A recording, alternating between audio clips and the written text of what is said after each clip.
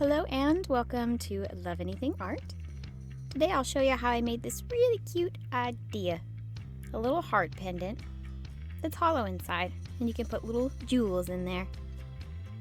Hey! Welcome, welcome, welcome! This is the pattern idea left over from my previous project. If you want to know how to make that, click in the link below. Yay! Or you can actually use any pattern that you want. I have my largest circle cutter, and I'll cut out 2 large circles.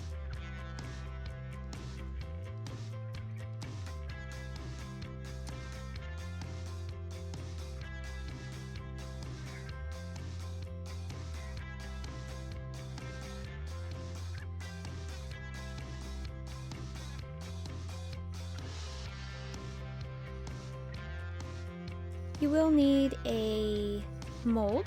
I have this mold. I'll leave a link in the description box below if you are interested in purchasing one. You can also try and make the shape by hand, or if you have a heart cutter, you can do that. You'll just have to manipulate it and make it hollow inside. I found this to be the very easiest way. My circle cutter is just about the same size as my heart, but I do need to stretch it out just a little bit so that I have plenty of room to place it in there and still have it so that it is a domed or bubble shape.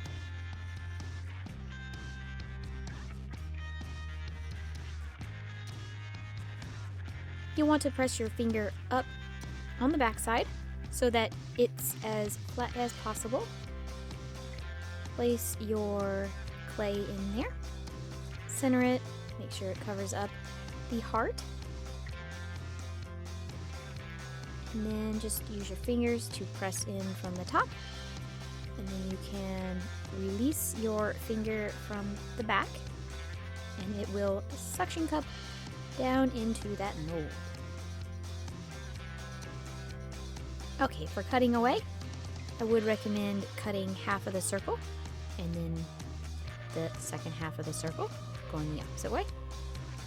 So we'll start with one angle going down and into the clay and just slicing off the top.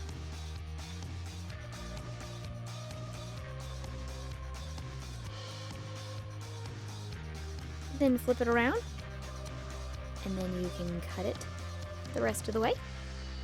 I just found this the easiest to keep the shape the best.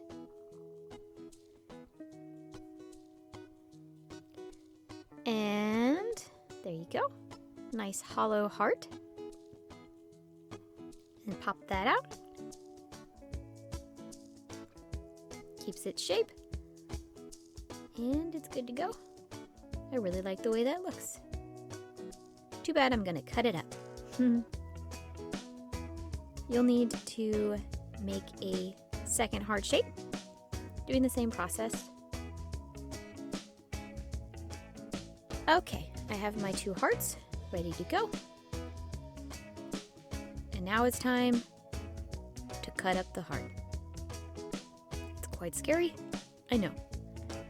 Get them as even as possible. You can use the edge of a tissue blade. Make sure the tops and bottoms line up, and they should, since you use the mold.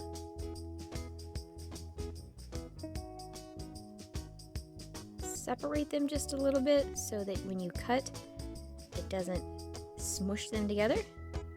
Decide where you want to cut it, how far down the heart you want to cut it. Directly in half, just a little bit on the top, maybe at the bottom. I'm going to press down just to get the imprint of where I need to cut each of those. And then I'm going to place it on a piece of paper for ease of cutting. I was trying to do it on the work surface that I have, and then I got to thinking, that's gonna stick, and then I'm gonna have to pry it up, and then it's gonna get all mushy. So I was like, I better use a piece of paper.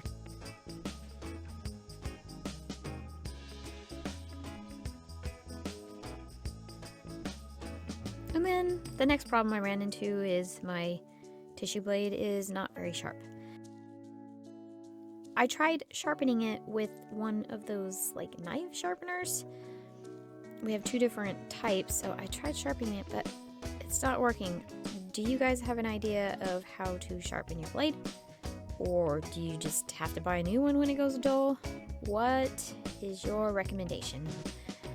Because I run into that problem quite a bit, but I don't really want to go out and be wasteful and buy a new blade if there's a simpler fix than using a knife sharpener.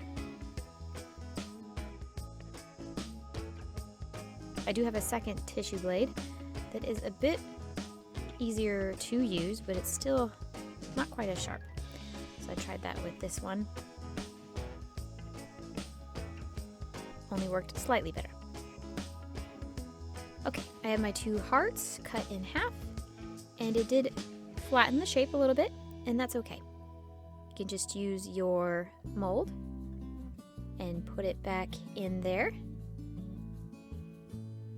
Use your fingers to get it back to the shape and then pop it out. And you'll do that with the top part. And do that with both hearts. Okay, my hearts are ready to go. Just one more step before baking. Oh, and you don't have to worry about the top parts there if they're not completely even.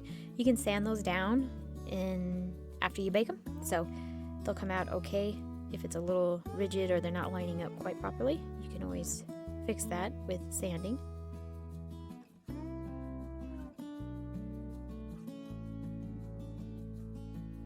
You'll want to put together the bottom part of your hearts and then the top part of the hearts separately. And we'll also bake them separately.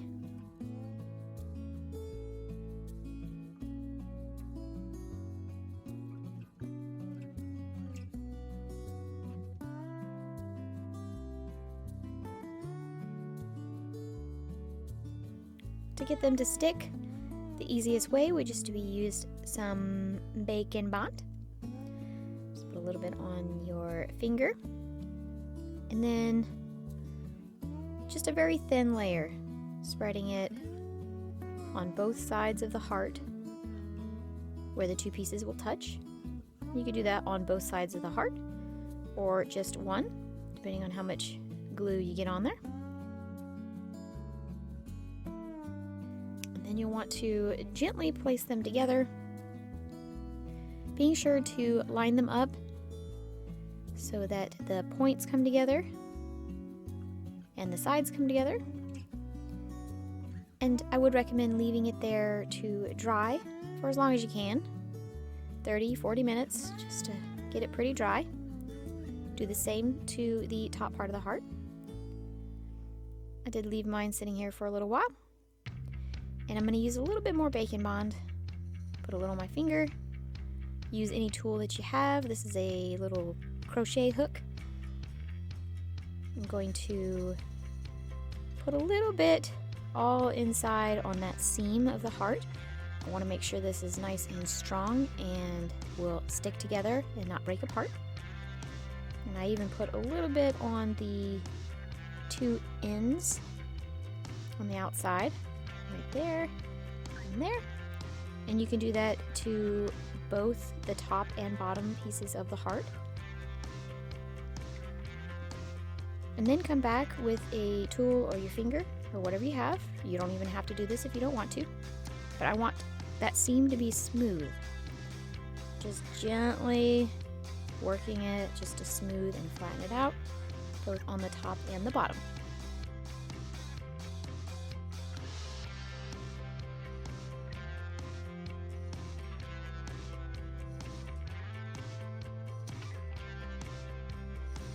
I've placed my heart back together only so that I can make sure that they are the same width and size for baking. So one doesn't puff out farther than the other, and then you'll have a big old mess after you bake it. So the same size, split them in half, and now I will bake them. Okay, they're baked, ready to go. And you'll see here, I will line them up so that they are the same size and they line up all the way around. And I did go ahead and sand down those sides on the top and then right there on the little lip so that it sits all nice and flush together like that. It's so cute.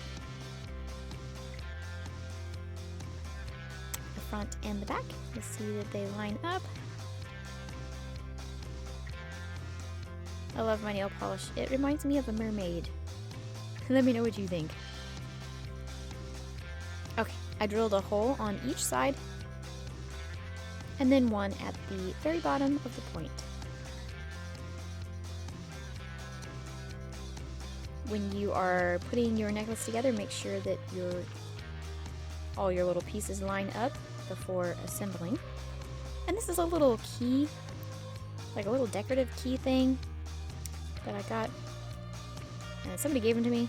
I don't think you can buy them in the store, but really you can put whatever you want inside. Maybe you have like a little heart jewel, a little cat pendant or something really small that you can put inside. It'll fit in there. And this is a little purple faceted plastic bead. We really like it. Thought it looked good with the colors. And I have some wire. I would recommend using more of a rope wire if you have it, but I didn't have any, so I'm just going to use this plastic. I feel like the rope wire will hold together with all the pieces a little bit better. So if you have that, I would recommend using that. I'll put one side up through the bottom, put my bead on, and then put the other side up through the center, and then just pull that tight so that the bead stays in place and the string comes up through the center.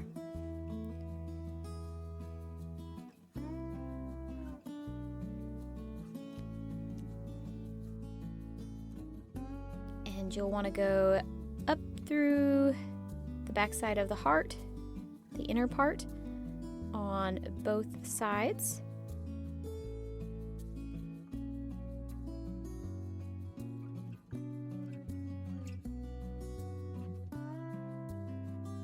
You'll see there that it lines up. You can put your little jewel, gem, key, whatever you have, or you don't have to put anything in there.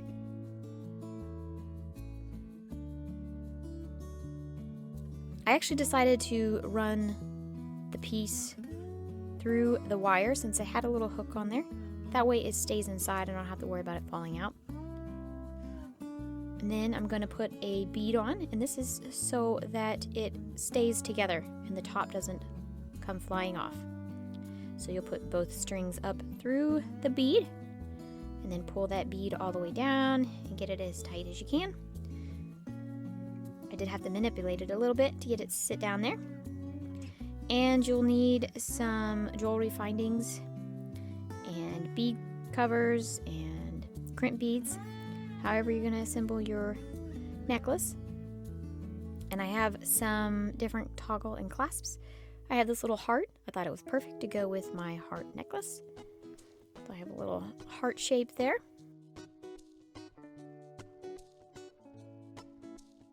And then the little arrow that goes through the heart. Pew! Then you just assemble your necklace and put it on. Wear it. It's beautiful. I love it. I love the idea. You could do any shape you want. You can make any kind of little box you wanted. Put any jewel inside you want. And just show it off to all of your family and friends. Show them what you made. See, it keeps it on there pretty good. You have to move that bead in order to get that box lid to come up. And then your little gem is tucked nice and tightly inside of there. I hope you enjoyed this video. I enjoyed making it and the journey it took to get to this point. If you have any questions or comments, please leave them below, and please consider hitting that subscribe button. I would love to see you every Tuesday. Thank you so much for watching. Bye!